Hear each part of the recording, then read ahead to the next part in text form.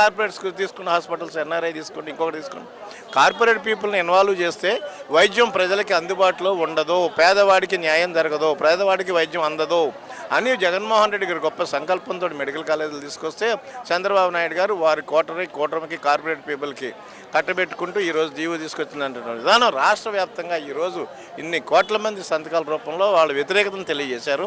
ఇది కూటమి ప్రభుత్వం దీని మీద మూల్యం చెల్లించుకోక తప్పదు. అభివృద్ధి విషయంలోకి వచ్చేసరికి కూడా మనం ఈ మెడికల్ కాలేజీలకి 6,000 రూపాయలు ఖర్చు పెడితే 17 ఆల్రెడీ 5 మెడికల్ కాలేజీలకి అడ్మిషన్ జరుగుతూ ఉన్నాయి. మిగతా కాలేజీలో అడ్మిషన్ చేయాలంటే వర్క్ కంప్లీట్ అంటే 5-6 వేల కోట్ల రూపాయలు సరిపోతూ ఉంది.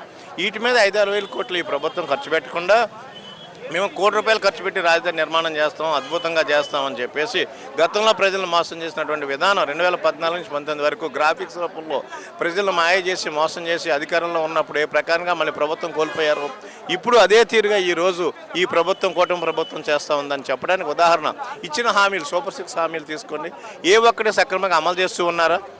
అవన్నీ వదిలేసేసి కార్పొరేట్ పీపుల్ కోసం మళ్ళీ 16,000 ఎకరాలు రాజధాని ఎక్స్టెన్షన్ కంటే రాజధానిలో రైతుల మీద ఎంత వ్యతిరేకత వచ్చిందో ఈరోజు మీరు చూడండి.